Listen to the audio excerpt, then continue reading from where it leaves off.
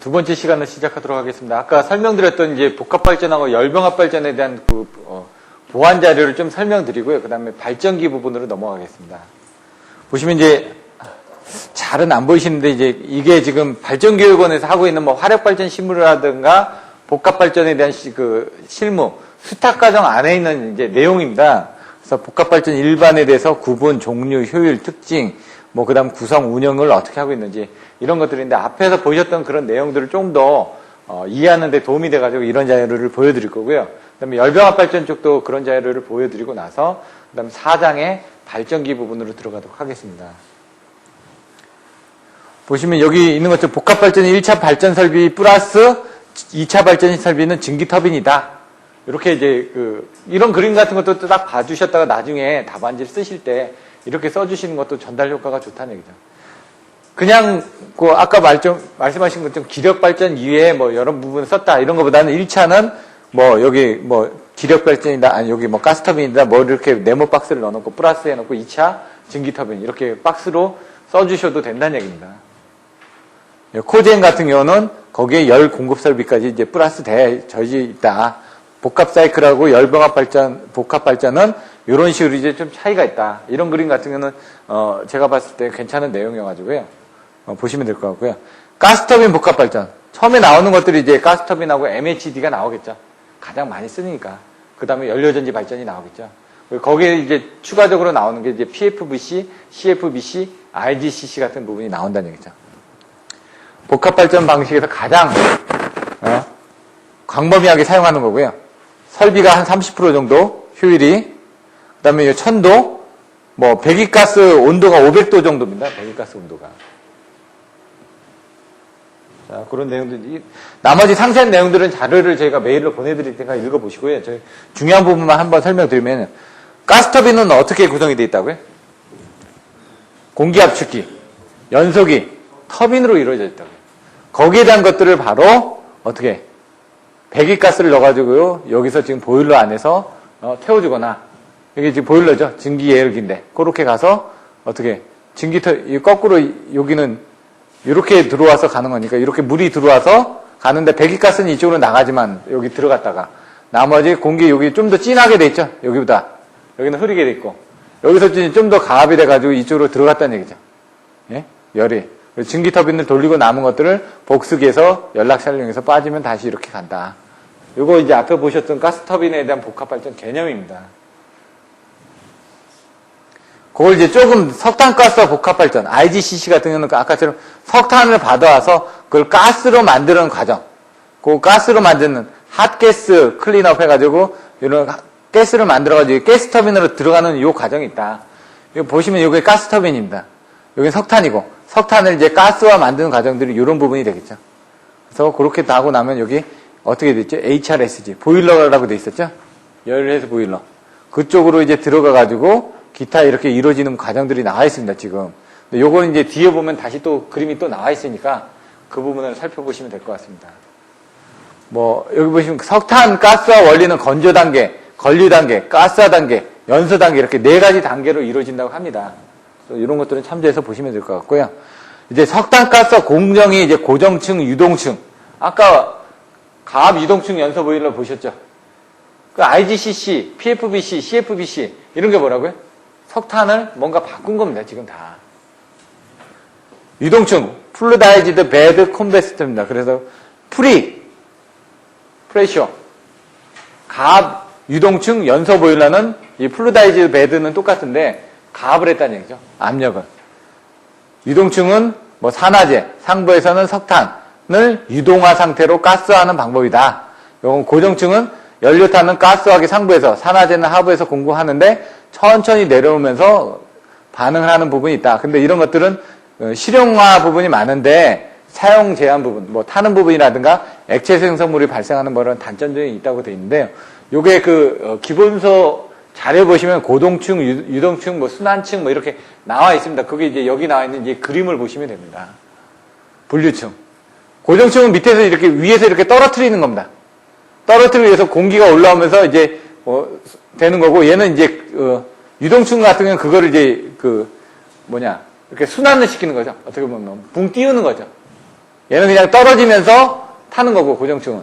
근데 이 분리층 같은 건 그걸 막 옆으로 이제 분류하는 부분은 얘는 이런 식으로 유동하듯이 하는데 얘는 뭐 아무데나 막 뿌려주는 그런 개념으로 이제 보시면 됩니다. 분류층은 미분탄이 산화제가 공급이 되는데 이런 부분이 뭐 액체 생성물이 없고 연선식 크기고 이 그림을 보면은 이렇게 막 빠져나가는 것처럼 보여지죠. 얘는 유동층이다 보니까 이렇게 유동층처럼 이제 돌아가는 그런 개념이 생기는 거죠. 가압 유동층 복합 발전. 유동층 연소는 노내에 석탄, 열전단 메탄을 넣고 노하부에 연소용 공기를 주입. 노내의 고체 입자를 유동화시켜서. 고체 입자를 유동화시킨다는 게 막 흘려준다는 얘기죠. 물처럼. 가만히 있는 게 아니라 이렇게 돌게끔 만들어준다는 얘기입니다. 유동화시켜서 연소시키다 보니까 막 돌다 보면 구석구석 잘 가겠죠? 그러면 더 잘 타겠죠? 저번에 보일러 보시면 어떻게 돼 있죠? 이렇게 파이어월이라고 그랬죠? 그런 식으로 생기게끔 막 이렇게 만들어지는 거죠. 그쪽으로 막 분사를 시켜가지고 이렇게 흐르게끔 만들어서. 근데 이 안에 가압 유동층 연소 보일러 PFBC에는 뭘 집어넣는다고요? 석회석으로 집어넣는다고요. 그럼 석회석이 뭐가 된다고요? 석고가 됩니다. 그래서 별도의 타랑 설비가 필요 없다는 얘기입니다, 지금. 근데 녹스를 저감하기 위한 그런 부분은 별도로 필요하죠. 그래서 여기 연소 온도가 통상 850도. 낮다는 얘기죠. 녹스 발생이 적다. 그러면, 온도가 높으면 녹스가 발생을 더 많이 되겠죠. 산소가 더 잘 타니까. 그래서 아까 뭐 복합발전이나 이런 쪽에 가서 보시면은 녹스 설비에 대한 저감 대책은 반드시 나와줘야 된다는 얘기입니다. 타랑 설비는 없어도 되는데 왜? 가스화 되기 때문에. 얘도 이제 가스하기 때문에 그런 부분은 필요 없다는 얘기죠. 그래서 유동층 연소 방식은 유동화 속도에 따라서 기포식이 있고 순환식이 있다. 압력에 따라서 상압식이 있고 가압식이 있다. 가압식은 압력을 5에서 12 기압 정도로 가압을 한다. 이런 내용들이 나와 있습니다. 가압 유동층 복합발전 개념입니다. 가압을 한다고 그랬죠? 처음에 어떻게 됐죠? 무조건 가스 보일러입니다, 얘는. 가스 보일러니까 여기 지금 공기 압축기가 있고, 여기서 이제 공기 압축이 되겠죠? 그래서 이쪽으로 들어와서 연소를 해가지고, 그 다음에 터빈을 돌리고, 터빈 돌린 것들이 어떻게 될까요? 보일러로 들어가서, 보일러에서 다시 나온 증기가 스팀으로 들어가서. 근데 보일러에 가스가 들어가는 거나 아니면은 어떤 열해수 보일러를 통해 가지고 가스가 단독으로 들어가는 경우도 있고요. 아니면 열해수 보일러를 사용하는 경우도 있고. 근데 여기 지금 보시면 요거 같은 경우는 지금 열해수 보일러를 통해 가지고 이쪽에 들어간 것들을 어떤 식으로 제열을 시켜주거나 그런 부분이 좀 있는 것 같죠? 근데 여기는 어떻게 되죠? 가스 터빈을 나온 부분에 이건 열부합니다. 열. 요거는 증기를 바로 썼다는 얘기죠. 그래서 가스 터빈으로 나온 부분이 어떻게 됐죠? 바로 이 보일러가 아니라 열해수 보일러로 가서 다시 데펴줬죠. 데펴준 부분이 어떻게 돼요? 보일러에서 다시 한번 뭔가 데워지고 나서 그 다음에 스팀 터빈으로 들어갔죠. 이런 식으로. 열을 다른 데 쓰는 경우도 있고요. 아니면 그 부분을 쓰는 데도 있고요. 그래서 여기서도 보일러에서 해가지고 다시 가스 터빈에서 한 번 더 가압을 해주는 이런 과열기, 제열기 같은 그런 역할을 해주는 부분들도 있더라. 그러려면 어떻게 되냐? 여기서 가압을 해주는 부분이 들어가죠. 요게. 이렇게 들어서 압력을 지금 틀려주게끔 올려주는 부분이 여기 들어가기 때문에 얘는 순환 유동층 보일러는 이런 압력을 가압해주는 부분이 여기 추가가 된다. 이런 정도로 보시면 된다는 얘기입니다. 연료전지 복합발전. 아까처럼 연료전지가 필요한 겁니다. 근데 연료전지 부분은 이제 수소가 나옵니다. 수소가. 그럼 공기가 들어가면 거기서 연료전지가 나오면 항상 물이 나온다. 이것만 알고 계시면 됩니다. 공기는 O2죠. 여기는 수소가 H2가 나오니까. HO2가 나오죠? H2O. 물이 나온다는 얘기입니다. 그럼 여기서 H2가 나오면서 이 H가 뭐죠? 전자. 전자의 흐름이 왔다 갔다 하다 보니까 여기는 전류가 흐르는 거죠. 자, 그런 내용들이 있습니다. 그래서 이런 정도의 그림을 연료전지에서는 그려주시면 되고요. 태양광 할 때도 어떻게 됐죠? PN 접합 다이오드에서 전자의 흐름이 되는 겁니다. 그래서 N이 위에 있었고 밑에가 P가 있었고 반사 방지막이 있었고 전자가 이렇게 흐름이 있었죠. 그거하고 이제 같이 그림을 생각을 해주시면 된다는 얘기입니다. 여기도. 용융탕산염이 들어가고 뭐 이런 내용들이 나옵니다. 인산염이 들어가고 연료전지의 그 구성에 따라서. 그런 것들은 한번 보시면 될 것 같고요. 요건 이제 복합발전인데 어떻게 돼? 용융탄산염형 같은 건 이렇게 돼 있다 이거죠. 인산염 타입도 있고. 가스에서 뭐 배열해수를 해가지고 증기 터빈을 돌리고 그 다음에 연료를 가지고 뭐 이렇게 돼 있다고요. 석탄을 가스화가 만든다면 복합발전이라면서 같이 움직인다는 얘기죠. 같이. 연료전지도 사용을 하고 석탄도 사용을 하고 이렇게 돼 있다는 얘기죠. 얘도 어떻게 됐냐? 결국은 그냥 기력발전이 아니라 가스를 통해서 이렇게 하는 부분이라는 얘기죠. 연료전지 쪽에서도 들어갈 때. MHD 복합발전. 1차 전기를 생산하고 자장석을 통과한 고온 연소가스. 그 고온 연소가스가 몇 도요? 2700도. 이렇게 나와있죠. 그래서 초당 몇 미터? 1000미터 속도. 아주 빨리 가는 거죠. 그래야지만 이제 자개를 빨리 끊어줘야지만 전기가 발생되니까. 예? 그걸 그림을 이제 그리면은 이렇게 나왔다는 얘기죠. 오케이. 연속에서 뿜어진다는 얘기죠. 이렇게. 이 온도가 2700도고 이 속도가 1000m라는 얘기입니다. 그러면 여기 어떻게, 여기 자석이죠, 지금. N극 S극인데 여기 초전도 자체가, 초전도 자석이 있는 겁니다. 예? 그래서 여기 자석이 생기는 거를 빨리 끊어주다 보니까 여기에 전기가, 여기 도체가 여기 있죠, 양쪽에. 도체에 전류가 유기돼가지고 전기가 나온다. 이 얘기입니다, 지금. 나머지 자세한 것들은 한번 읽어보시고요. 복합발전은 1000도, 1500도 나와 있고요. 그런 키워드 정도만. 온도에 따른, 대기 온도에 따른 뭐, 출력의 변화, 효율의 변화, 이런 것들입니다. 요거는 복합발전의 압력비에 따른 효율의 변화들이고요. 이건 복합사이클을 쓰게 되면 어떻게, 대기 온도에 따라서, 가스터빈 같은 경우는 대기 온도에 따라서 이렇게 열혈이 떨어진다고 그랬죠? 이게 더 추울 때 열혈이 올라간다는 얘기죠. 복합사이클은 그거를 이제 보완을 했기 때문에 어느 정도 평준화가 되는데 가스터빈 한 대만 돌렸을 때는 이런 열효율이 줄어든다는 얘기입니다. 이런 것들도 한번 알았다가 대기온도 내용을 쓰실 때 이런 그림을 그려주신다든가. 대기 압력도 똑같겠죠. 냉각 매체, 바닷물을 쓰느냐, 복수기의 진공도를 쓰느냐, 물을 어떻게 사용하느냐, 열효율이 높다. 복합발전의 특징이 앞에서 보셨던 열효율이 높다. 그 열효율을 그림을 이렇게 그리는 겁니다. 왜? 발전단 출력이 43%, 배기가스에 대한 부분이 어떻게 된다고요? HRSG로 해서 다시 돌아오죠? 회수되는 에너지가 있다는 얘기죠. 복합발전에서는. 그래서 그림을 그려주실 때 연료가 100이 들어와서 가스터빈을 통한 다음에 남는 부분이 한 31%고 69%는 배기가스로 나온다. 복수기가 없으니까. 그 배기가스로 나온 것 중에서 일부는 배기가스 손실로 빠져나가고 나머지는 HRSG에서 다시 열을 회수를 해가지고 증기터빈 쪽에 가서 어떻게 된다? 다시 복수기의 손실로 빠지고 나머지 발전한 양이 몇 프로가 있겠죠. 그러면은 가스터빈에서 발전한 양과 증기터빈에서 발전한 양이 합쳐져서 발전단 출력이 복합발전은 48% 정도가 된다. 이렇게 설명을 한 겁니다. 이제 내용은 아시다 보니까 이걸 보면 좀 더 이해가 되는 겁니다, 지금. 그러면은 석탄화력은 어떻게 된다고요? 100%가 들어오면은 배기가스 한 11%, 기타 뭐 11%, 뭐 10%대가 납니다. 다 10% 정도. 그러다 보니까 한 90% 정도가 나오는데 복수기의 손실이 한 47%가 되니까 나머지 발전단에 대한 출력이 이만큼 된다는 얘기입니다, 지금. 부분부하 시 열효율 저가 적다. 이런 식으로 복합발전을 하게 되면 이런 부분에 대한 열효율이 증가가 되겠죠. 그래서 일축형하고 다축형이 있는데 요거 좀 헷갈리는 부분이 이제 다축형이 더 좋을 거라고 생각하는데 그게 아니라는 얘기예요. 축이 하나면 효율이 더 좋아지겠죠. 이렇게 축이 하나면은 부분부하 시에 아까 좀 축이 하나면은 뭐냐? 축이 하나면은 이렇게 축이 하나가 있는 겁니다. 근데 거기에 발전기가 축이 하나로 다 연결된 겁니다. 스팀 터빈이든 가스 터빈이든지 축이 하나입니다. 예? 그러면은 아무래도 손실이 줄어들겠죠. 축이 두 개라는 건 가스 터빈 축이 여기 있고 증기 터빈 축이 이쪽에 있습니다. 그럼 축이 두 개죠. 가스 터빈 돌고 난 다음에 이쪽이 또 돌아야 되니까 그렇게 생각을 하시면 됩니다. 그래서 일축형일 때는 이렇게 부분부하시 효율이 좀 줄어들다가 또 이게 어느 정도 출력이 올라가게 되면 얘가 또 오버를 합니다. 다축형이. 그때는. 근데 그 차이는 크지가 않기 때문에 이런 것들은 그냥 이렇게 같이 그려주셔도 된다는 얘기예요. 일반 기력발전소는 효율이 뭐라고요? 떨어진다.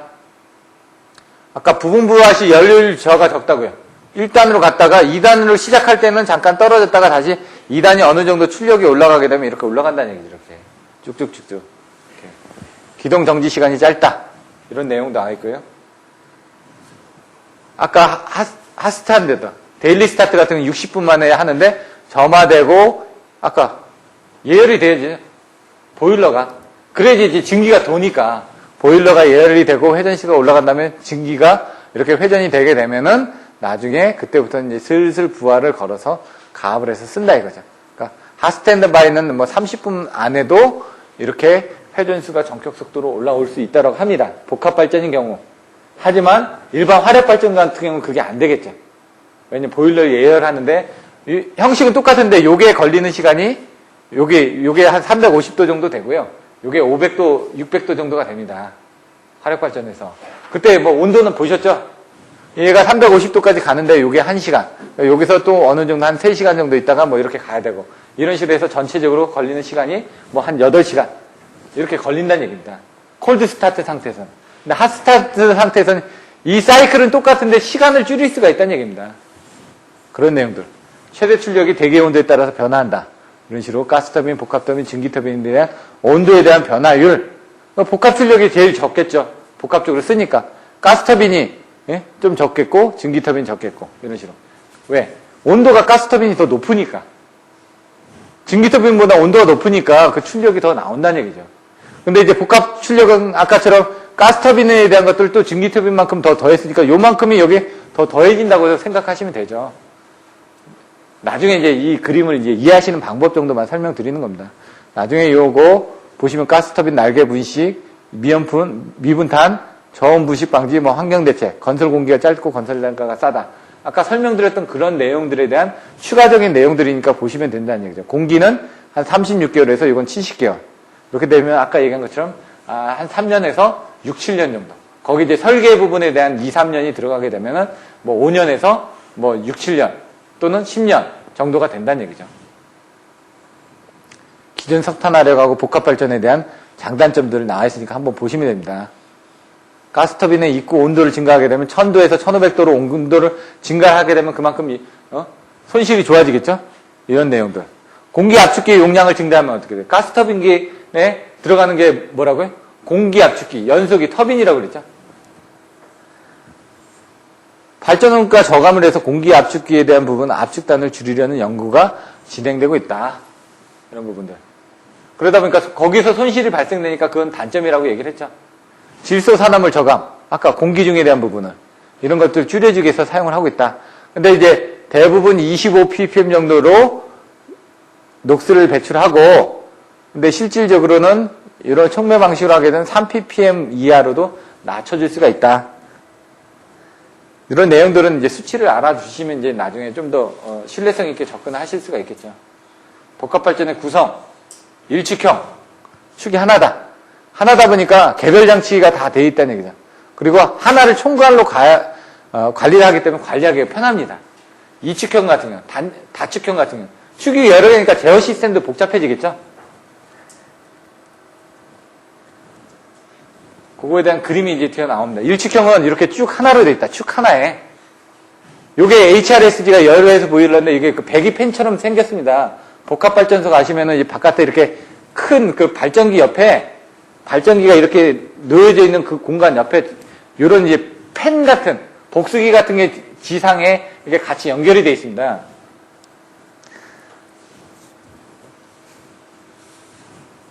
자, 다축형은 뭐라고요? 가스터빈 2대에 스팀터빈 하나, 가스터빈 4대, 또 가스터빈 5대까지도 채용이 되고 있다는 얘기죠. 그래서 신인척, 일산, 분당 이런 것들이 복합발전이라는 얘기죠. 다축형 같은 경우는 축이 여러 개라고 그랬죠. 축이 여러 개니까 이렇게 2개가 되니까 어떻게 되십니까? 열레스 보일러도 2개가 있겠죠. 축이. 이렇게 그림을 보시면 되죠. 운용상의 특정들을 한번 보시면 되고요. 여기 보시면 얘가 축이 하나입니다. 얘 같은 경우는 축이 2개입니다. 이렇게. 여기하고 여기. 그렇기 때문에 이제 제어하는 부분들이 더 복잡해지죠. 더 많아지니까. 이런 식으로 생각하시면 된다는 얘기죠. 아까처럼 1대, 2대, 3대일 때 이렇게 조금씩 올라갑니다. 이렇게. 점차 오버를 하죠. 다축형이 되면은 나중에 다축이 많아지면 이제 효율이 조금 더 증가가 된다라는 역전을 합니다. 이렇게.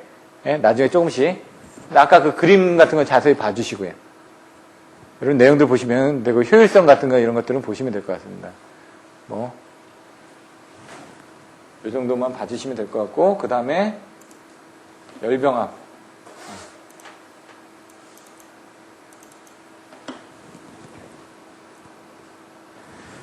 열병합 발전 방식, 열 사이클이 어떻게 되는지, 지역 난방 이런 것들이 나온다는 얘기죠.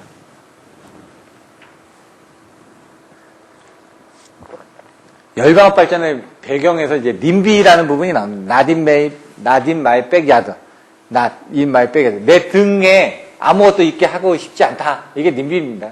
왜 제 주위에 혐오 시설이 들어오지 않게끔 한다는 얘기입니다. 그래서 이런 것들도 원어를 좀 더 알아두시면은 나중에 그런 내용들도 좀 써주시고요. 일단 눈에 좀 띄게끔 뭔가 쓰더라도 거기에 대한 것들을 좀 풀어서 써주셔야 됩니다. 옛날에는 그래서 한자로 막 썼죠. 예? 눈에 잘 띄게 하려고. 요즘은 한자로 안 쓰셔도 됩니다. 대신 BIL이다. 기준 충격 저렴 강도다. 그러면 베이직 임펄스 인슐레이션 레벨 이런 정도는 써주셔야죠. 왜냐면 BIL만 써주시면 안 되고 요 줄을 좀 채워주셔야 될 거 아닙니까? 좀 알차게 보이게끔. 그런 때 저런 용어들에 대한 원어들을 좀 써주시라고요. 팩츠 뭐라고요? 플렉시블, AC, 트랜스미션 시스템 이런 식으로. HVDC, 하이 볼테이지 다이렉트 커렌트. 다 알고 있는 건데 써주시면 칸을 채울 수가 있다는 얘기입니다, 지금. 나머지는 읽어보시면 되고요. 제가 다 읽어봤는데 열병합 발전의 정의는 이제 이런 사이클이 오는 겁니다. 이게 무슨 선도죠? 예, TS 선도입니다. 온도하고 엔트로피. 예? 네 글자 생각하시라고 그랬죠. 세 글자는 엔탈피고 엔트로피를 가장 많이 쓴다. S를 많이 쓴다. 슈퍼맨 생각하면 힘이 더 크니까 얘가 힘이 더 4개니까 3개보다는 더 힘이 더 클 거 아니냐. 슈퍼맨 생각하라고도 제가 얘기를 했고 요거 지금 열을 보여준 게 왜 그러냐면 이런 식으로 되는데 여기 부분이 이게 열로 썼다는 얘기입니다. 왜냐면 여기 도시가 0도 약간 위죠. 근데 실질적으로 지금 열병합을 하고 나면은 온도가 높죠. 그러니까 열 부분 요거를 열로서 지금 나갔다는 얘기입니다. 열 공급량은 전체적인 부분이 이렇게 된다는 얘기죠. 이렇게. 나머지 부분 HG AH가 어디냐? AH 전력 생산 감소량. 요만큼의 전력이 생산이 감소가 됐다. 왜? 그만큼이 다른 데로 써야지 때문에 실질적으로 이런 부분입니다. 자, 아까 나가는 부분 여기 보시면 전력 생산은 38%, 전력 생산은 28%인데 연료가 들어와서 연료가 100이 들어왔죠. 근데 거기에 대해서 나가는 부분이 이렇게 나간다는 얘기죠. 이렇게 복수기 손실이 이렇게 있고 이렇게 그림을 그려놓은 데도 있습니다. 여러분들 그림을 그리시기 나름이라는 얘기죠. 아니면 화살표로 이렇게 그려주셔도 되고 연료 100 해놓고 몇 프로 이렇게 그림 그려주시는 건 아이디어를 얻어가지고 써주시라고요. 요거는 아시죠? 요거는 한 번 더 열교환기가 있는 겁니다, 지금. 뭐라고요? 6번이 지역 난방용 열교환기. 열교환기가 아까 있었죠. 복합발전 같은 경우. 그래서 그 열에서 보일러가 있었다라는 그런 부분을 보시면 됩니다. 열기용식 토핑 사이클. 여기서는 그림을 이렇게 그려놨는데 아까 그게 더 이해하기 쉽습니다. 이거는 제가 안 하고요. 발전 형식, 증기터빈, 배합터빈, 추기배합터빈, 추기복수터빈, 가스터빈, 복합사이클, 디젤 발전. 발전 형식에 따른 분류, 열 에너지 이용에 대한 분류, 이런 부분. 아까 열병합 발전에서 뭐라고요? 열 에너지 이용은 토핑 사이클 하면 보토믹 사이클입니다. 발전 형식에 따른 분류는 증가 복디를 외워주시라고 했죠. 증기터빈, 가스터빈, 복합 사이클, 디젤 발전, 증가 복디, 증가 복디. 나오시나, 이제? 발전 형식에 따라서 열병합 발전식을, 열병합 발전소를 분류를 할 때 세 가지로 분류를 합니다. 열의 이용 방법에 따른 분류. 그게 뭐죠? 토핑이나 버터밍. 그 다음 발전 형태에 따른 분류. 증가복디라고 얘기했죠. 증기터빈, 가스터빈, 복합발전, 복합사이클, 디젤 발전. 이런 부분이 있죠. 그 다음에 뭐가 있을까요? 운영방식에 대한 분류. 그게 바로 이제 PFVC, CFVC, RGCC 이런 게 때도 나오는 겁니다. 이제 운영방식에 따라서. 예? 그런 식으로 이제 분류를 정확하게 머릿속에 넣어놓고 시작하셔야 된다. 그러니까 그게 바로 뭐다? 키워드다. 여러분들이 답안지를 보고 최소한 그 키워드만 일단 알고 나면 그 다음부터 쓰시는 건 됩니다. 근데 그 키워드는 연구반에서 하셔야 되는 거고 저는 이제 전체적인 내용을 한번 설명드리고 그거를 이제 그 기회가 될 때마다 키워드를 암기하는 방법들을 좀 설명을 드리는 겁니다. 증기터빈은 배추복이라고요. 어떻게? 배합터빈, 추기배합터빈, 추기복수터빈. 이제 생각나시나요? 열발룬, 증가복디, 배추복. 이렇게 제가 열병합 발전에서 키워드 설명드렸던 거 생각나시나요? 이거 25점짜리로 몇 번 나왔습니다. 제가 요거 애워서 썼더니 그 교시가 80점 나왔다고 그랬죠. 그때 열병합 발전이 나왔거든요. 80점 나왔을 때. 그러니까 얘는 그대로 쓰니까 한 20점 정도가 나왔다는 얘기입니다. 그 키워드대로만. 그 열병합 발전의 장점, 단점. 뭐 4가지 이상씩 쓰고, 딱딱 키워드를 쓰고, 그림 쓰고, 그림 그리고. 자, 배합터비는 뭐라고요? 아까 빠져나가는 거죠. 예? 복수기를 쓰지 않았습니다. 축이 배합터비는. 복수기 또 없죠? 축이 복수터비는 가서 이제 복수기가 있었던 거죠. 그 그림을 보시면 돼요. 증기터비는 배추복, 축이 배합터빈, 이렇게 그 열 부분까지 설명을 했죠? 여기는 이제 복수기가 들어가죠? 이런 식으로 보시면 된다는 얘기예요. 여러 개의 그림을 보다 보면 이해가 됩니다. 좀 더. 자기한테 맞는 부분, 이해가 되는 부분 가지고 가서 시험장에서 써주시면 됩니다. 배합터빈과 복수터빈의 조합 방식도 있다고 합니다. 이런 식으로. 그때는 배합터빈과 복수터빈, 이렇게. 근데 그때는 이제 공기 클러치를 이용을 해가지고 뭔가 또 이용을 합니다. 이렇게 클러치. 배합터빈이 있고 복수터빈이 있고. 왜? 고압에서 배합을 하고 저압에서 또 하니까 따로따로 쓰면서 이제 클러치를 이용해가지고 동기운전을 해 나간다는 얘기죠. 이런 게 있다. 가스터빈은 배기가스는 500도씨 이상이라는 거 알고 계시면 되죠. 왜 1000도씨 정도가 나와서 연락차를 한 500도 정도로 된다. 그 500도씨를 이용해가지고 아까 보일러가 몇 도라고 그랬죠? 600도로 가열을 하는 겁니다. 그 500도를 갖다가 그 배기가스를 가열하면 350도 만들고 500도 만들고 600도 만드는데 될 거 아닙니까? 그러니까 이제 가스터빈에 대한 것들을 이해를 하실 수가 있는 거고요. 자, 그거에 대한 부분이 어떻게 되는지 그림하고 이렇게 같이 그려주시면 또 좋겠죠? 네? 좀 더 효과가 좋다는 얘기죠. 전달 효과가. 이런 내용들 한번 보시면 되고 디젤 엔진 열 사이클, 단순 열병합 사이클인데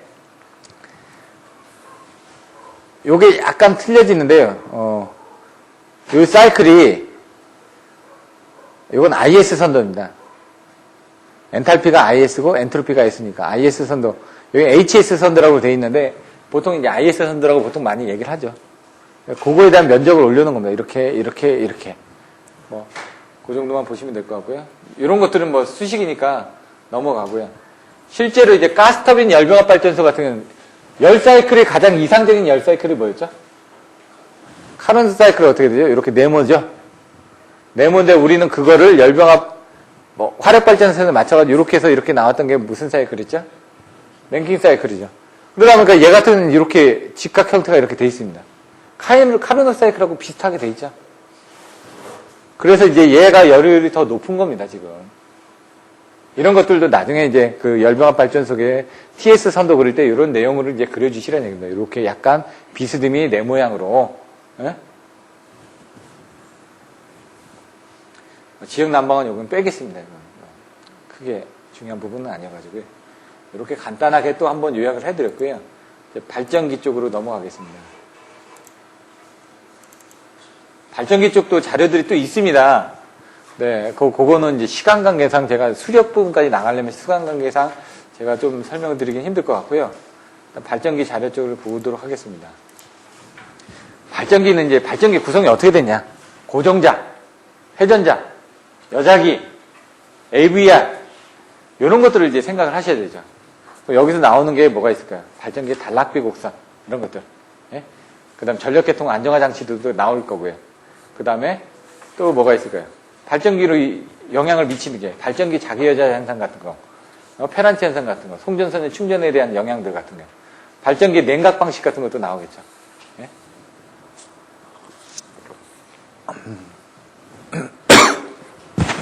그러면은 발전기 가능 출력 곡선 같은 것도 나올 거고요. 자, 보겠습니다. 발전기, 터빈 발전기 여자 방정식.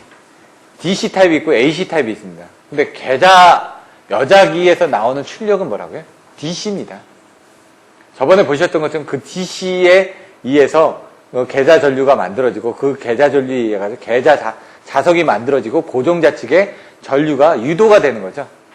이게 아까 얘기했던 그 자석이 움직이면서 왼전 오발이 된다 그랬죠? FBI. 얘가 돌지 않습니까? 돌면서 자석이 만들어지고 그러면 어떻게 돼? 전류가 유기가 된다. 그겁니다, 지금. 자석이 있어야 된다는 얘기죠. 자석이 일단은. 뭐든지 기본은 자석이 있어야 된다는 얘기죠. 무조건. 힘이 발생되든 전류가 발생되든 자석이 있어야 된다는 얘기죠. 그 자석을 만들어내기 위해서 이 여자기에서 연구 자석을 이용해서 자석을 만들어내기도 합니다. DC 설비를 이용해서 자석을 만들어내기도 합니다. AC를 DC로 바꿔가지고 자석을 만들어내기도 합니다. 근데 그 DC 부분을, 보시면은 DC형과 이제 그 AC형으로 나눠진데 그 AC형에서도 또 나눠진다는 얘기입니다. 그래서 스태틱, 이거는 여자기 시스템이 기계식이 아니라 정지형식이란 얘기고요. 로테이팅 렉티파이어. 그걸 이제 만들어주기 위해서 회전을 해가지고 거기서 AC에서 그걸 DC로 컨버팅을 해가지고 DC에서 이렇게 공급을 해준다는 얘기죠. 그래서 여작의 응독 특성, 보수 측면, 연결 구조, AC형, 정지형, 장단점 뭐 이렇게 나와 있습니다. 그런 것들을 살펴볼 거고요. 동기발전기 운전 한계. 이게 뭐죠? 가능 출력 곡선. 단락비. 연계돼서 또 나와야 되겠죠. 무효 출력의 상한값. 그림 그릴 때 어떻게 그린다고요? 지진. 요거 기준으로 위에는 과여자, 밑에는 저여자. 위에는 뭔가 활동적이어야지 위로 올라갈 거 아닙니까? 예? 뭔가 움직여야 되겠죠. 움직이니까 여기 회전자. 여기 밑에는 가만히 밑에 백그라운드로 받쳐주고 있으니까 여기는 고정자. 이렇게 외워주시면 되고요. 그렇게 외워주시고 그냥 살을 갖다 붙이시면 됩니다, 일단. 이 세 개를 다 연단해서. 지상진상 운전. 예? 발전기 지상진상 운전하고 동기조상기 지상진상 운전은 반대라고 되어 있습니다. 그런 것들도 생각해 놓으시고요. 출력 제한법에 뭐에 의해서? 온도에 의한 제한, 안정도에 의한 제한, 냉각 방식에 의한 제한, 이런 등이 나오겠죠. 출력에 의한 제한. 요 그림 그려보시면 여기는 유효전력에 대한, 요거는 뭐 지상운전 시에 회전자에 의한 제한, 요 밑에는 고정자 담부의 온도에 의한 제한, 아니면 냉각 방식은 압력, 수소압력 0.5, 1.0, 2.0이라고 그랬죠. 답안지에는. 근데 실질적으로는 이건 4kg 정도 이상으로 압력을 둬가지고 실제로는 계산한다. 근데 답안지는 0.5, 1.0, 2.0을 사람들이 많이 씁니다. 근데 거기다 하나 더 해가지고 4까지 쓰시고 실제는 4로 쓴다. 이렇게 해가지고 내용들 좀 더 쓰시란 얘기입니다. 왜냐면 다른 사람들 보는 그런 답안지의 내용도 써주시면서 좀 더 확대해서 쓰시란 얘기죠. 요건 800MW하고 1200MW가 동기발전을 합니다. 이건 뭐냐? 동기발전기 병렬운전 조건. 키워드가 뭐였죠? 발전기 병렬운전 조건 키워드 5글자.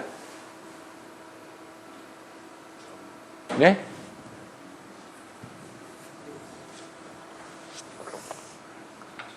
크, 위, 주, 파, 상. 나와야죠. 이거 제가 몇 번을 반복해드렸습니까? 지금까지 한 20번은 반복해드렸을 거거든요. 제 입에서. 제가 여러분들한테 최소 10번은 반복해드립니다. 6개월 동안에. 왜냐면 수업 시간에 최소 3번 반복해드리거든요.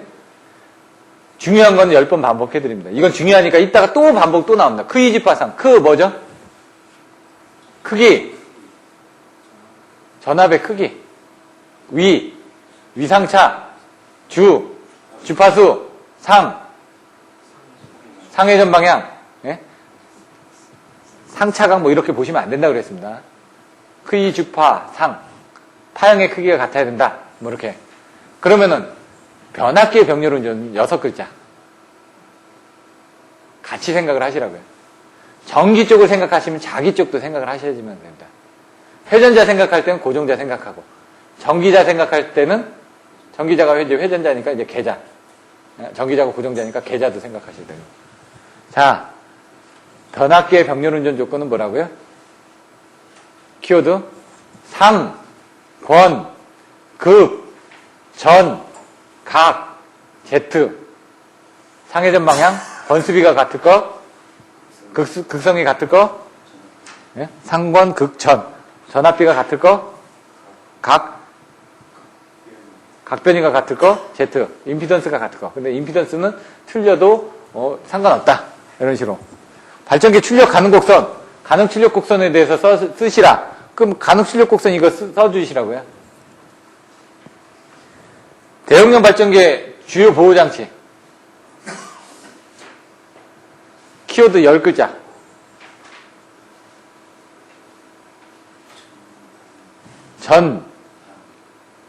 전개, 과단, 역발, 속주, 앞비. 먼저 이제 그 발전기를 생각하시면 어떻게 생각하셔야 된다고요? 발전기는 이제 고정자가 있을 거 아닙니까? 그리고 회전자가 있겠죠. 그리고 이제 터빈이 있겠죠. 이게 발전기의 주요 보호장치들이 거기에 따라서 나눠집니다. 그럼 고정자에 대한 보호장치가 있을 테고, 회전자에 대한 보호장치가 있을 거고, 터빈이, 그건 이제 정기적인 시스템이고, 이제 기계적인 시스템에 터빈에 대한 보호장치가 있을 겁니다. 이렇게 생각을 하시고 들어가면은 전개, 가단, 역발, 속주 앞에서 저는 전기자, 예? 전기자가 고정자죠. 계자, 회전자죠. 이제 과속도라든가 뭐 이런 부분이 될 수도 있고, 과전압 억제보호라든가 뭐 이런 부분이 될 수도 있고, 전개, 과단, 단락 후비 보호가 될 수도 있고, 전개, 가단, 역상, 발전기 모터링, 과속도, 주파수, 전압, 베어링, 이런 식으로 전개, 가단, 역발, 속주, 앞뒤를 외우시라고 10개를. 다른 사람의 키워드들이 보통 그런 순서로 보통 많이 나와 있습니다. 10개를. 그 키워드는 나와 주시되 그 세부적인 걸 더 많이 써주셔야 된다고요. 전개, 가단, 역발, 속주, 앞뒤. 그 다음에 터빈에서 고장할 수 있는 부분. 발전기에서 고장할 수 있는 부분. 그래서 얘는 긴급 정지장치가 있다는 얘기죠. 여기 86-123 해가지고 긴급 정지장치들이 또 있습니다. 보호 방법에 대한 부분들. 60, 40. 40이 뭐죠? 계좌상실. 60이 뭐죠?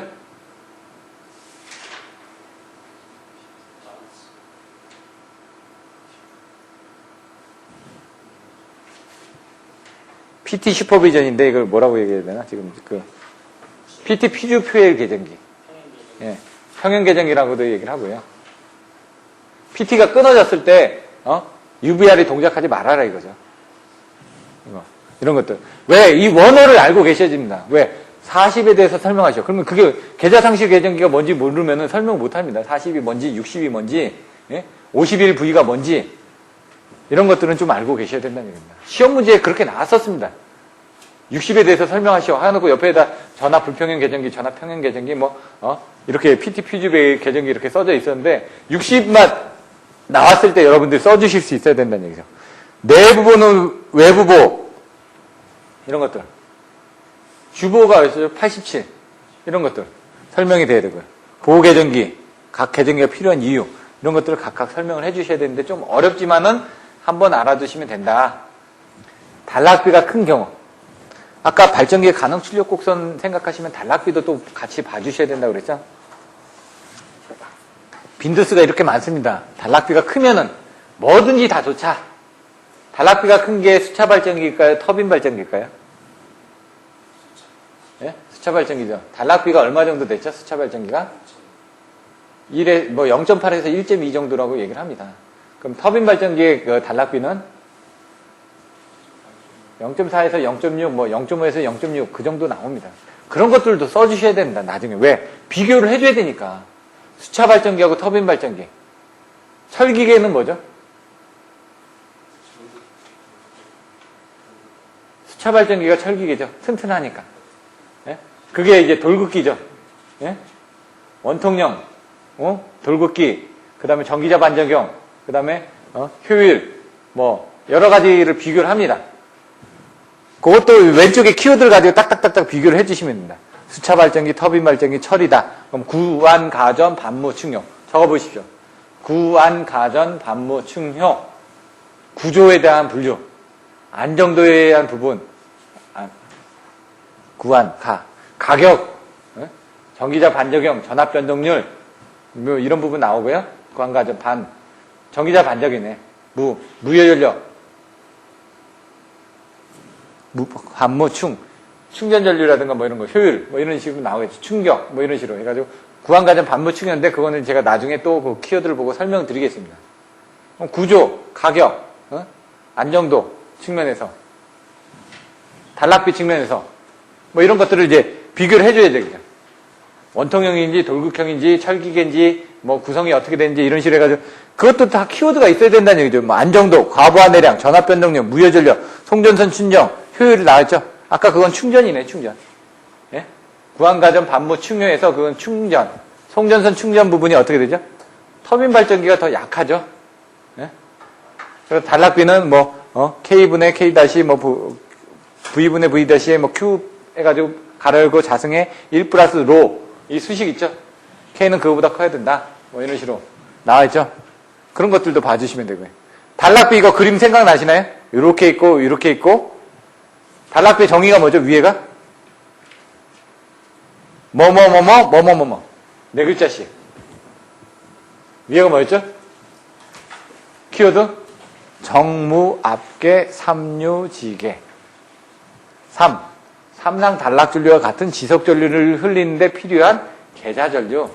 전격 무부하 속도에서 전격 전압을 발생시키는 데 필요한 계자전류. 이런 식으로. 단락비를 정의할 때 이런 키워드를 알고 있어야지 써진다는 얘기예요. 왠지 설명하기가 힘들거든요. 그러면은 이제 계자전류가 나오니까 이 밑에는 뭡니까? 축이. 계자전류겠죠. 아까 위에는 단락전류가 나왔으니까 여기 단락전류겠죠. 전격전류, 단락전류 나왔는데 요 위에는 뭐죠? 전격전압이 나오겠죠. 그거를 생각하면 이 그림이 그려집니다, 이게. 왜? 아까 밑에는 계자전류 둘 다 나오니까 계자전류가 나오니까 밑에는 계자전류. 그 다음에 아까 뭐 전격속도 나오고, 뭐 전압 나오고, 이렇게 나왔죠. 그러니까 단락전류도 나오고. 그러니까 여기는 전격전류, 단락전류, 전격전압. 이런 식으로 나오고. 그 그림을 같이 이제 매칭을 해주시면 됩니다. 뒤에 나오니까. 이렇게. 이거 제가 여러 번 했으니까 빨리빨리 넘어가겠습니다. 이런 것들은 보시라는 얘기입니다, 지금. 머릿속에 자꾸 반복해드리는 게 그런 키워드를 가지고 자꾸 살을 붙여 나가시라는 얘기입니다. 왜냐면 전체적인 거를 먼저 머릿속에 넣어놔야 된다는 얘기죠. 뭐뭐뭐를 내가 가져가야 되겠다는 걸 넣어놓고 그 다음에 집중적으로 보시면은 그게 나중에 애워집니다. 이해가 되고. 근데 하나씩 보다 보면은 이제 영어도 할 때 그냥 많이 듣고 흉내를 내다 보면 그게 익숙해져 있습니다. 자기가 당연히 그냥 몸에서 익숙해져 있다 보니까 문법은 약합니다. 오히려 영어 잘하는 사람들이. 그 안에 못 써도 많이 쓰다 보니까 자기가 그 부분을 아는 것처럼 이런 것들도 여러분이 자꾸 얘기를 하라는 얘기예요, 제가. 구한가전, 반무충용, 뭐 정막계, 삼류지계 이런 식으로 얘기를 막 떠들고 다니다 보면은 딱 나옵니다. 그러면 아 그게 뭐였지? 그 다음에 이제 또 떠들고. 자, 제어 시스템의 계층적 분산 시스템입니다. DCS를 설명하는 건데 요건 이제 뭐 EMS나 스카다의 개념은 아닙니다. 그러다 보니까 분산 제어다 보니까 어떤 그 하드웨어를 컨트롤하는 겁니다. 프로세스를 컨트롤하는 겁니다. 아까 1축형, 다축형에 보시면 프로세스가 있었죠. 터빈을 제어하고 발전기를 제어하는 그 프로세스를 제어를 하다 보니까 이런 부분은 여러분들이 좀 와닿지 않으실 수도 있습니다. 하지만 잘 모르실 때는 아까 EMS에 대한 내용들을 막 갖다 써붙이시라는 얘기입니다. 스카다에 대한 내용들을. 그거 내오셨으니까. 그러니까 막 안 되면은 다른 걸 막 갖다 쓰시는 훈련을 하시는 겁니다. 동기발전기의 병렬운전 조건. 병렬운전 조건은 이제 생각을 했는데 이제 동기화 전류가 흐르는 부분, 무효순환 전류가 흐르는 부분. 아까처럼 뭐 병렬 운전을 하게 되면 어떤 부분이 생긴다고요? 순환 전류가 생긴다고요. 예? 그래서 이제 단락이 되고 그다음에 과열이 되고 어떤 문제가 생긴다고 그랬죠. 변압기도 마찬가지입니다. 무효순환 전류가 생깁니다. OLTC 같은 건 변압기에 그 무효순환 전류를 줄여주기 위해서 뭘 달았습니까? 그 리액터를 달았죠. OLTC 저번에 한번 설명드렸죠. 위하고 아래 보시면 그 위에 리액터가 달려있지 않습니까? 예? 이런 것들이 어떻게 되는지 벡터적으로 돼 있는데 요거를 그냥 그 책에 나와 있는 내용만 이해하게끔 설명드리겠습니다. 왜냐면 요게 좀 어렵습니다. 요 내용도. 저도 막 몇 번씩 보고 이 얘기를 했는데 짧은 시간에 설명드리기는 힘들기 때문에 책에 있는 내용 정도만 이해하시게끔 하겠습니다. 뭐 발전 운전 영역 한계. 이건 뭐 단락비 가능 출력 곡선 나왔던 거니까 똑같이 보시면 됩니다. 동기기한 전기자 반작용. 요것도 좀 알고 계셔야 되는데 뭐 전기자 반작용에서 리액션이 일어나는 부분들 이런 것들은 이제 변압기의 여자 돌입 전류 부분을 좀 더 이해하시면 이런 것들도 또 이해가 또 잘 됩니다. 그러니까 제가 항상 얘기하는 건 변압기부터 먼저 알고 넘어가야 된다는 얘기죠. 변압기의 자화가 어떻게 되는지 알고 나면은 발전기나 전동기는 그냥 넘어갑니다. 아까 뭐라고요? 자석이 있으면은 그 자석 밀도 B, 이 B의 정의는 이제 테슬라라는 사람이 있습니다. 이게 에디슨이 DC를 만들었고 이런 것들도 좀 이해를 하려면은 전기가 어떻게 만들어지는지 알고 나면 조금 더 쉽습니다. 그러니까 기초적인 부분부터. 전기는 AC가 있고 DC가 있었습니다. DC는 에디슨이 만들었고요. AC는 테슬라가 만들었습니다. 근데 그 AC가 공급이 된 거는 변환하기가 쉽다. AC 장점이 뭐였죠? 승회 1. 승합 강압 변경이 용이하다. 회전자기를 얻을 수 있다. 일관된 개통 운영을 할 수 있겠다. 이런 부분 때문에 장점이 많다 보니까 DC는 변환 장치가 없다 보니까. 그런데 이제 에디슨이 막 공격을 했죠. AC로는 처음에 어떻게 하냐면 교도소에 있는 사람 죽일 때 어떻게 하죠? 전기 흘려가지고 죽입니다. 그런 것들을 막 보여주시면서 A씨는 위험하다라고 막 얘기를 했었습니다. 그러다가 나중에 한 10년 정도 싸우다가 그 에디슨도 손을 들고 이제 A씨가 좋다라는 걸 이제 한 거죠. 그래서 A씨가 나오면서 이제 하다 보니까 뭐 테슬라 같은 경우는 이제 이제 자석밀도 이제 B에 대한 것들을 이제 테슬라가 이제 정의를 했는데 이 테슬라가 레이더도 만들었습니다. 이것저것 헬리콥터도 이제 뭐 시초를 하고 이런 것들은 이제 여담으로 그냥 설명드리는 거고 에디슨은 99%의 노력이 필요하다 그랬죠. 이 테슬라는 머리가 워낙 똑똑해가지고 노력 없이 그냥 만들었다고 합니다. 그러니까 이제 틀리죠. 이제 그렇게 똑똑해서 일찍 합격하시는 분들도 있고 우리같이 이제 좀 저기 하면 이제 노력을 많이 해야 되는 사람들도 있는 거고요. 그러니까 자꾸 제가 여러분들 노력할 수 있게끔 자꾸 반복을 해드리는 겁니다. 제가 물어봤을 때 안 나오면 노력이 부족한 겁니다. 그러죠. 뭐 도 닦으러 다시 올라간다고. 예? 자, 이런 부분은 나중에 보시면 전기자 반작용이 있는데 설명이 나와 있는데 이해가 안 됩니다. 책에 있는 자료는. 그래서 제가 그림을 갖다가 보여드릴 테니까 그걸 보면 좀 더 이해가 됩니다. 그래서 자꾸 다양한 걸 보여드릴 겁니다. 이해하기 좋은 쪽으로.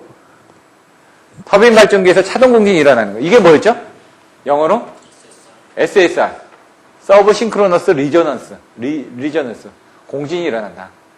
이런 것들 용어를 정확하게 써주시고 자꾸 반복하시라는 얘기죠. 조건. 저주파 공진입니다.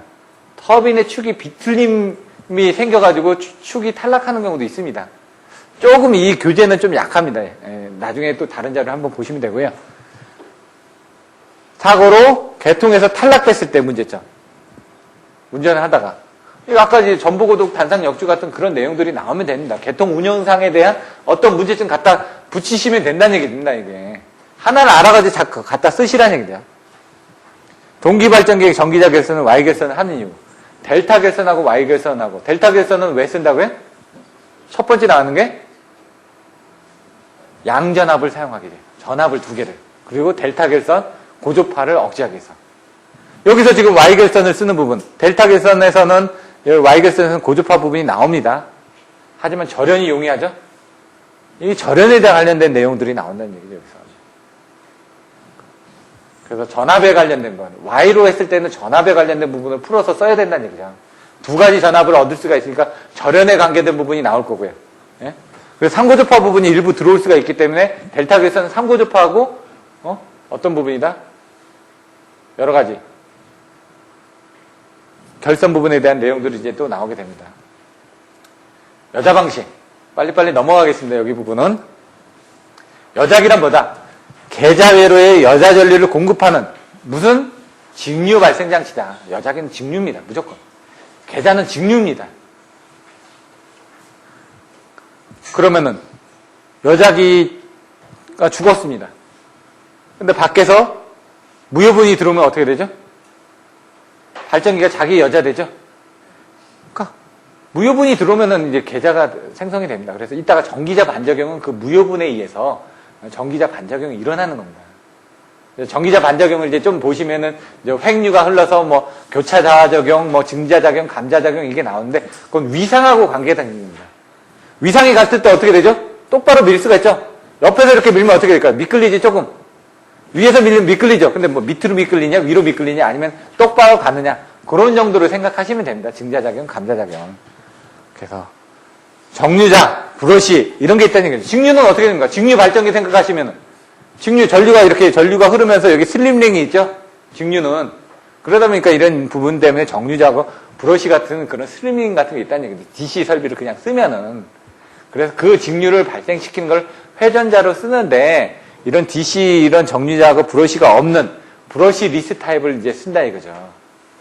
브러시 타입을 쓰게 되면 막 보수를 해줘야 되고 불편하니까 계속 왜 여기 직류를 공급하기 위해서 막 돌려주면서 직류 발전기로 돌려주면서 직류를 발생을 시키고 있는데 그걸 연구 자석을 써서 처음에 직류를 만들어주는 게 있고 이런 발전기를 쓰는 방식이 있고 아니면 요거를 DC가 아닌 AC 발전기를 쓰는 방식도 있고요. 여러 가지 부분이 있겠죠. 그래서 이런 것들이 커지다 보니까 터빈 발전기 여자기로는 대부분 교류 여자기가 사용되고 교류 여자기도 정지형 타입하고 회전 정류기 타입이 사용되고 있다. 정류를 하는 겁니다. 정지 역류의 타입은 코미테이터, 별치 역류라고 얘기를 합니다. 주 발전기와 같은 회전 계정형의 동기 발전기를 따로 설치한다. 또 설치를 해야 되는 겁니다. 왜냐면 DC 성분을 만들어주기 위해서. 근데 이제 비상용 발전기는 앞에 딱 보시면요. 비상용 발전기는 이렇게 돼 있죠? 그럼 요 앞에 그 여자기용 저기가 앞에 달려 있습니다. 이렇게 앞에 조그맣게. 이렇게. 안에 이렇게 다는 타입을 해서 또 이렇게 만들어주기도 합니다. 비상용이니까. 비상용 발전기를 뜯어보면은. 그런 거 이제 사진 찍어 놓은 것들도 있습니다. 그런 거.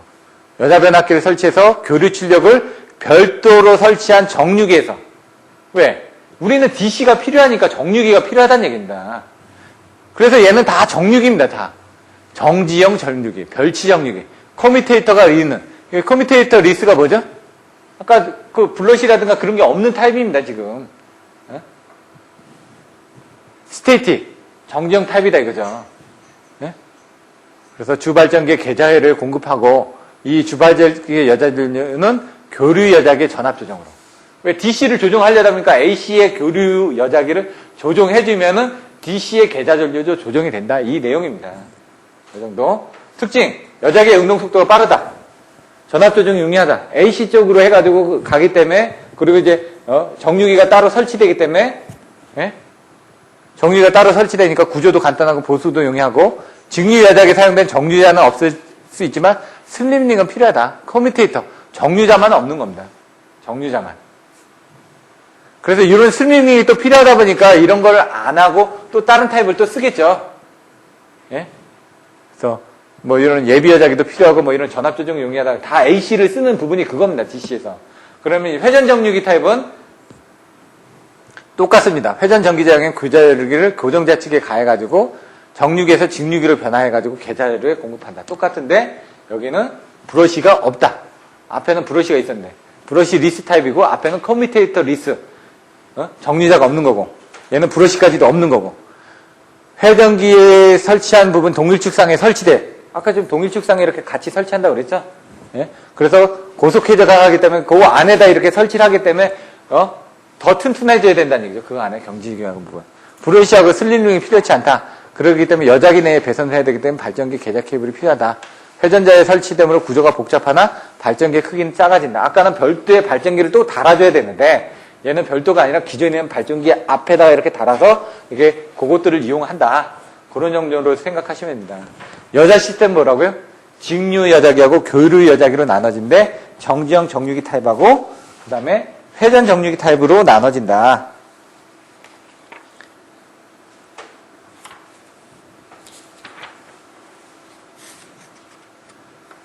이제 하나를 보신 겁니다. 이제 발전기에 대해서. 발전기의 구조에 대해서 좀 더 정확하게 알기 위해서 이제는 발전기의 운전 한계 특성을 한번 들어가 보겠습니다. 요거는 정지형과 AC형의 단점인데 제가 X로 보라고 그랬죠. 하나만 알면 정지형의 장점은 AC형의 단점이 됩니다. 정지형은 어떻게 되죠? 발전기 축이 짧아진다. 보수기가 용이하다. 아까처럼 이제 별도로 달았죠. 예? 밖에다 별도로 달았으니까 이게 작아도 된다는 얘기죠. 바깥에서 하니까 보수도 용이하죠. 생각하실 때 정지형은 바깥에다 달았다. 예? A형은 안에다 달았다. 예? 그럼 이 전압 조정 모빌리가 좁다. 여자 계통의 전원이 교통사고에 영향을 받는다. 이런 식으로 되어 있고요. 발전기의 크기 커진다. 아까처럼 발전기를 2대를 단다든가 뭐 이런 부분이 있다고 그랬죠.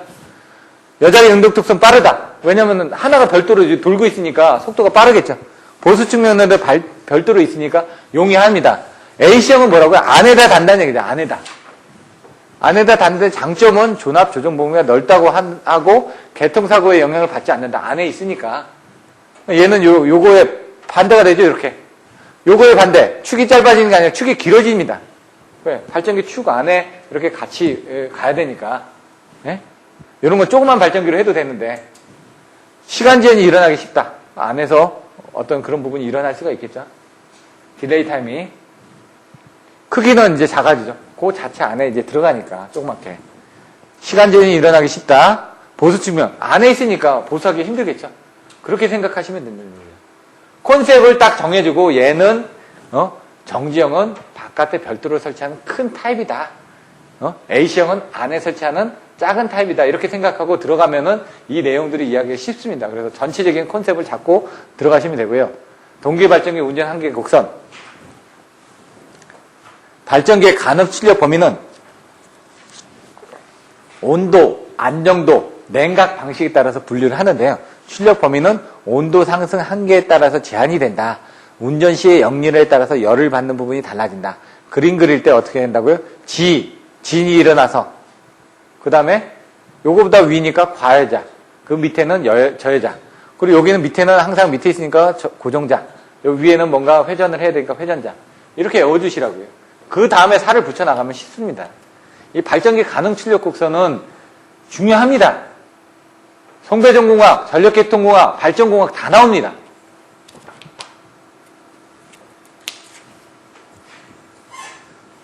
가능 출력 곡선을 보고 잠깐 쉬었다가 그 다음에 이제 발전기 보호장치는 조금 시간이 걸리니까 그렇게 해서 또 진행을 할 텐데요. 중요합니다. 뒤에 또 나옵니다. 여기서 간단하게 빨리 넘어가면 발전기 출력 자체, 요게 뭐 유효전력에 의한 제한이 있었죠. 그 다음에 지상무효전력에 대한 진이었으니까 지상무효전력. 그래서 지상무효전력은 그 위란 얘기죠. 그 계좌전류는 어떻게 되죠? 지상무효전력에 대하면 과여자라고 그랬으니까 여기 보시면 전경영률 이항의 지상 영역이면 큰 지상무효전력이고 계좌전류가 증가되니까 과여자죠. 그때는 뭐라고? 회전자 부분에 문제가 된다고요. 네? 그래서 발전기 출력이 제한되는데 회전자 부분은 설명이 안 나왔나요? 여기 뭐 발전기 단자 전압이 낮아지니까 계좌 전류를 증가시켜야 된다. 이따가 감자 적용 나옵니다.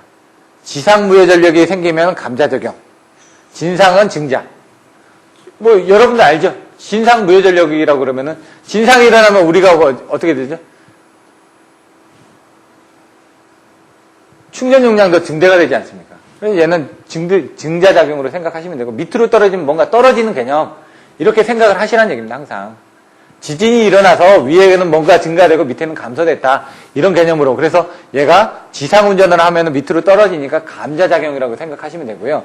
올라가면 뭔가 올라갔을 거 아닙니까? 그건 증자작용으로 하라 이거죠. 진상은. 그런 개념을 가지고 계시면 나중에 그 전기자 반작용에서도 이해하기가 쉽습니다. 계좌전류를 증가시키면 온도가 상승한다. 예? 내용이 나오고요. 한번 읽어보시면 돼요. 곡선이 1번이고 2번이고 3번입니다. 이제 다시 볼 텐데, 이제 진상 부분은 이제 제한이 한, 95%, 80, 90% 이렇게 그림을 그립니다. 여기서 이제 그림을 그릴 때, 얘는 85%까지 그림을 그리고요. 역률이. 여기는 뭐 95%까지 그림을 그리기도 합니다. 그만큼 이쪽이 영역이 작다라는 얘기입니다. 고정되어 있으니까 어떻게 냉각이 작겠죠? 회전하니까 뭔가 냉각할 수 있는 부분 크겠죠? 그렇게 생각하셔도 됩니다. 얘의 범위가 더 크다. 이렇게 위로 올라갔으니까 밑에는 뭔가 작다. 이렇게 생각하셔도 되고요. 나중에 이제 암기하는 방법들입니다. 그냥. 계좌 전류를 감소시키면 고정자 단부의 누설 자석이 증가돼서. 아까 뭐라고요? 밑에 부분은 뭐라고요? 지진이 있고 고정자라고 그랬죠? 이렇게. 위에는 회전자입니다. 이 회전자라는 내용은 안 나왔는데. 자, 그림이 이제 개통의 안정도에 의한 제한. 뭐죠? 무슨 안정도죠? 정체 안정도, 동체 안정도의 제한. 여자 기에 의한 제한도 있었죠? UEL, OEL. OEL, UEL이겠죠? 리미트가. 예? 그런 제한. 그런 그림들을 그려주셔야 된다. 그래서 여기 보시면 얘는 85%인데 얘는 95%고 얘가 지상, 진상, 여기 역률 부분이고 여기에 이런 부분이 된다. 그래서 그림을 이렇게 85%, 90%, 그 다음에 수소 압력은 0.5, 1.0, 2.0인데 여기다 4 정도를 그려주시고 그 다음에 동태 안정도에 의한 한계, 정태 안정도에 의한 한계 이렇게 해서 그림을 그려주죠. 이렇게. 그리고 여기 UEL, OEL, UEL에 의한 제한 이렇게 또 써주시죠. 오버 엑사이터 리미트 과여자에 의한 제한, 언더 엑사이트 리미트 저여자에 의한 제한 이런 식으로 용어를 써주시라는 얘기죠. 자, 결론 부분은 1번, 2번, 3번 이게 뭐죠? 온도입니다. 아까 고정자 단부의 가열, 회전자 단부의 가열, 유효전력에 의해서 어떤 그 온도가 상승이 일어나서 생기는 부분. 온도, 안정도 뭐, 정체 안정도, 동체 안정도, 냉각 방식이 뭐죠? 공기 냉각 방식, 수소 냉각 방식, 수냉각 방식. 이런 식으로 되어 있고요. 유효전력에 의한 제한, 무효전력에 의한 제한, 이렇게, 역률에 의한 제한, 이렇게 또 나눠질 수가 있겠죠? 그런 식으로 이제 내용을 써주시면 됩니다. 그래서 1번, 2번, 3번의 영역은 뭐다? 모두 열적인 거다. 냉각 방식 또는 수소 냉각 방식 또는 수소 압력에 따라서 발전기의 가능 출력도 변한다. 온, 안, 냉 이렇게 보셔야 된다는 얘기죠. 온도, 안정도, 냉각 방식. 온도는 어떤 온도, 안정도는 어떤 안정도, 냉각 방식은 어떤 냉각 방식, 냉각 방식. 이렇게 지상분에 의한 제한. 예? 즉시 위험해지지 않지만 왜 지진에서 진상분에 대한 제한값을 초과할 경우 고정자 담부의 온도 상승이 있기 때문에 즉시 방지해야 된다. 그래서 85%가 아닌 95%에서 바로 방지를 하는 겁니다. 진상분은 견딜 수 있는, 고정자 쪽에서 견딜 수 있는 부분이 별로 없다 보니까. 이렇게 하고 잠시 쉬었다. 한 1시간 정도 지났기 때문에 잠시 쉬었다가 이제 진행을 또 하도록 하겠습니다.